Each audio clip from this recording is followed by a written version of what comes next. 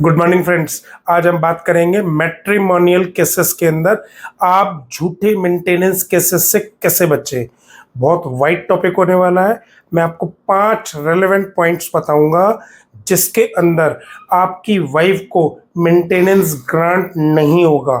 बड़े दुख के साथ मैं जो देख रहा हूँ हमारे जुडिशियल सिस्टम के अंदर fake allegations, false maintenance cases, earning होने के बाद भी उनको मेंटेनेंस दी जाती है।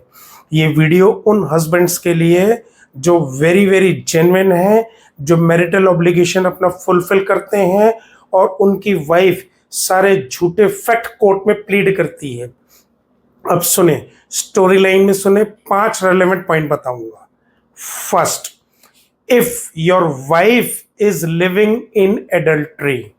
होता क्या है, मोर देन 50% केसेस के अंदर देखा गया है शादी होती है, शादी से पहले लड़की का कोई अफेयर होता है, कोई कारण होता है कि उसकी शादी नहीं हो पाती, वो घर के दबाव में या किसी और कारण से अपने परिवार वालों की मर्जी से शादी कर लेती है। वो शादी करके ये भूल जाती है कि अब उसका जो हस्बैंड है, जो लीगल वेडेड हस्बैंड है, उसके साथ ही उसको लाइफ बितानी है। वो पुराने वाले अफेयर को, पुराने वाले प्यार को नहीं भुला पाती, उसके साथ भी रिलेशनशिप रख रही होती है, झूठ बोल के उसके साथ होटल में स्टे करती है, व्हाट्सएप चैट करती है। इवन इतनी बेशर्मी हो चुकी है कि सोशल मीडिया पे, इंस्टाग्राम पे अपने सारी मर्यादाओं को दरकिनार करते फोटो भी लगाती है, स्टेटस भी लगाती है। अगर हस्बैंड जरा सा पूछ ले तो उसको झूठे केस पे फंसाने की धमकी देती है। यहाँ मैं एक गवर्नमेंट से अपील करूंगा कि इन मेंटेनेंस केसेस को डिस्करेज करो। इतना बड़ा उनको प्लेटफॉर्म दे रखा कि मैटर ऑफ राइट मेंटेनेंस मिल रही है, हस्बैंड मैरिटल ऑब्लिगेशन निभा रहा है, लड़की एडल्ट्री में रह रही है, एक्स्ट्रा मैरिटल अफेयर में रह रही है, व्हाट्सएप चैट कर रही है, उसके बर्थडे सेलिब्रेट कर रही है, उसको घर पे बुला रही है और उसको नाम दिया जाता है कि लिबरल है जी। हम एडवांस हो चुके हैं, हम दकियानुसी विचारों के नहीं है, हम कंजर्वेटिव सोच को नहीं रखते। ये ध्यान में रख के वो धीरे धीरे हस्बैंड उसको एंटरटेन करता है। उसके कभी कभार ये झूठ बोलती कि ये तो मेरे भाई जैसा है, लेकिन भाई जैसा नहीं होता। बंद कमरे के अंदर क्या हो रहा है ये दोस्तों आपको नहीं पता होता। इट क्लियरली प्रूव्स कि वो एक्स्ट्रा मैरिटल अफेयर में है, एडल्ट्री में रह रही है। उस लड़की को मेंटेनेंस का कोई राइट नहीं होगा। लेकिन ऑन द कॉन्ट्रेरी दोस्तों, आपको उसके अगेंस्ट डिफेंसिव पॉइंट बनाने होंगे। कुछ इश्यूज, कुछ कंटेंशंस, कुछ ऑब्जेक्शनेबल, कुछ पिक्चर, कुछ सोशल मीडिया पे वो सारे एविडेंस, सारे इंफॉर्मेशन मुझे बड़ा दुख हो रहा है बताने के लिए कि अपनी वाइफ के साथ आपको कलेक्ट करने होंगे। क्यों? वो कर रही है, हो सकता है 6 महीने लगे, हो सकता है साल लगे, वो आप पे ब्लास्ट करेगी, लेकिन आपके पास डिफेंस कहाँ से आएगी जब आपके पास वो सारे प्रूफ होंगे। इस चीज का ध्यान रखना। ये पॉइंट नंबर 1 है। पॉइंट नंबर 2, इफ वाइफ अपने हस्बैंड के साथ without any reason, without any valid cause रहने के लिए मना कर दे तो उसको मेंटेनेंस नहीं मिलेगा। अब सुनो, अच्छी तरह से सुनो, सर्कमस्टांसेस होते क्या हैं। उसको आजकल 99% ईगो उनकी तैयार रहती है, थ्रेटनिंग धमकी तैयार रहती है कि मैं पुलिस को बुला लूंगी, मैं ये कर लूंगी। इफ ये लॉ के अंदर लिखा हुआ है सीआरपीसी सेक्शन 125 सब क्लॉज 4 में, इफ वाइफ मना करती है विदाउट एनी रीजन, उसकी मेंटेनेंस की एंटाइटलमेंट नहीं होगी। उसको सफिशिएंट रीजन बताना होगा, सफिशिएंट कॉज बताना होगा। मेंटेनेंस का केस डालते टाइम ये नहीं होगा मेरे को मारा पीटा, उसके लिए आपको प्रूफ चाहिए होंगे।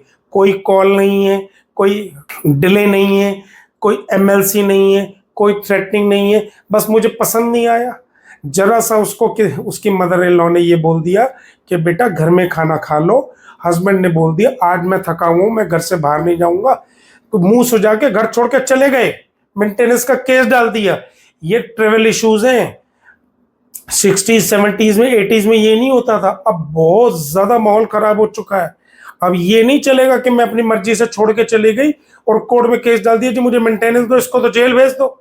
अब ऑर्डिनरी वे में कोर्ट्स बहुत अलर्ट हो चुकी हैं, जजेस बहुत समझदार हो चुकी हैं, इस प्लानिंग को वो जान चुके हैं। अगर कोई भी लड़की अपनी मर्जी से छोड़ के जाती है, उसको मेंटेनेंस लेने का कोई भी राइट नहीं है। बाकी case to case, person to person, जज टू जज, court to court, story to story, बहुत सारी चीजें अलग अलग मैटर करती हैं। उसके लिए देखो आपको एक लीगल एडवाइस, एक एक्सपर्ट ओपिनियन अपने अच्छे एडवोकेट के साथ डिस्कस करना होगा। और दोस्तों इस सेकंड पॉइंट में मैं आपको बता दूं, आपके पास अपनी वाइफ की सारी इंफॉर्मेशन डे वन से होनी बहुत ज़्यादा ज़रूरी है, क्योंकि वो 6 महीने साल पहले प्लानिंग कर चुकी होती है कि मैं कभी भी इसके खिलाफ कुछ भी कर सकती हूँ। वो मैरिटल ऑब्लिगेशन नहीं निभा रही होती है, वो डोमिनेंट होती है। जैसे पुराने राजा होते थे ना, वो किसी छोटे कमजोर राज्य पे हमला कर लेते थे, उस तरह से करने लगती है। तो आपको उसके सारे एविडेंस, वो कौन से डिपार्टमेंट में जॉब करती थी, कितनी उसकी एजुकेशन है, कौन से कॉलेज में है, कहाँ से उसने डिप्लोमा लिया है, क्या उसको कोई मेडिकल प्रॉब्लम तो नहीं है, ये सारी चीजें। क्योंकि बहुत बार ये केसेस आते हैं, कंसीलमेंट ऑफ फैक्ट आता है कि उसने ये बताया नहीं है। कभी कभार देखा गया कि उसकी शादी भी टूट चुकी होती है, ये फैक्ट भी उसको at the time of marriage, जब मैरिज सोलमनाइज होती है, डिस्क्लोज करना होता है, जबकि वो डिस्क्लोज नहीं करती। बहुत सारे कारण हैं। जो झूठी लड़की होगी उसको मेंटेनेंस ना मिलने के बहुत सारे ग्राउंड है। आपको माइंडसेट अपना बहुत स्ट्रांग करना होगा। थर्ड पॉइंट है सेपरेशन बाय म्यूचुअल कंसेंट। कभी कभार क्या होता है, हिंदुस्तानी बीवी को, हिंदुस्तानी बहू को, डॉटर इन लॉ को, वाइफ को अपने mother in law, father in law, sister in law, brother in law से प्रॉब्लम होती है। वो ये कहती है कि हम कुछ टाइम के लिए अलग हो जाते हैं, अपने मायके चली जाती है कि मैं वहां से जॉब कर लूंगी, तुम मेरे पास वहां मिलने के लिए आ जाना। वो उसकी कंसेंट होती है, टेलीफोनिक भी होती है, थ्रू व्हाट्सएप चैट भी होती है, ओरल भी होती है। उन दोनों की कंसेंट होती है कि चलो 10 दिन, 15 दिन, 20 दिन का गैप रख के अलग रहते हैं, जिससे चीजें शॉर्ट हों। दूर रहेंगे तो रिश्ते बने रहेंगे, साथ रहेंगे तो झगड़े रहेंगे। उसको कहते हैं सेपरेशन बाय म्यूचुअल कंसेंट।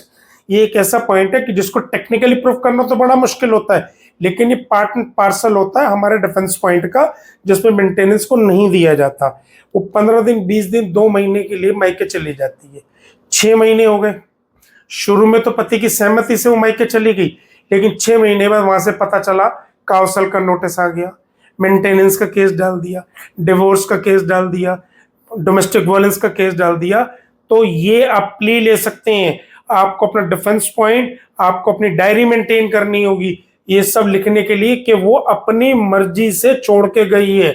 अगर अपनी मर्जी से छोड़ के गई है, कभी कभार क्या होता है, अपनी मर्जी से छोड़ के गई है, मैंने कई केसेस में देखा 2-2, 3-3 साल के बाद मेंटेनेंस डाल रही है। ये सप्रेशन ऑफ मटेरियल फैक्ट है, इस ग्राउंड पे मेंटेनेंस नहीं मिलती है। आप कहेंगे तो हम आपको जजमेंट भी प्रोवाइड कर देंगे, लेकिन आप दोस्तों, आपको अपना केस खुद ही लड़ना है। एक अच्छा एडवोकेट आपको सिर्फ हेल्प कर सकता है, एक्सपर्ट ओपिनियन दे सकता है, ड्राफ्ट बना सकता है, क्रॉस कर सकता है। आप अपने खुद के अपने केस के मास्टर हो, आपके पास सारे एविडेंस, सारे प्रूफ होने बहुत जरूरी हैं। फोर्थ पॉइंट है wife is earning and financial independent. आप जब आपकी शादी होती है, आप सब कुछ उससे पूछते हैं, आपकी हाइट कितनी है, आपकी बॉडी वेट कितना है, आपका बीएमआई कितना है, आपकी हॉबीज कितनी है, आपकी एजुकेशन आपने क्या ली है, कहाँ से डिप्लोमा किया है। आपको आपके पास सारा उसकी बैंक स्टेटमेंट भी पता होनी चाहिए। ये सारी चीजें, आपको स्कूल का नाम, कॉलेज का, अगर वो आप कभी कभार वो आपसे ज्यादा पढ़ी लिखी होती है लेकिन काम नहीं कर रही होती, सपोज उसकी 1.5 लाख रुपए तनख्वाह है या 50,000 रुपये तनख्वाह है, शादी के टाइम के बाद 6 महीने के बाद वो प्रेग्नेंट हो गई, उसने काम करना छोड़ दिया, लेकिन प्रीवियस बैकग्राउंड में, उसके पास्ट में वो सारी स्टेटमेंट रिफ्लेक्ट करती है, it mean she was financially independent.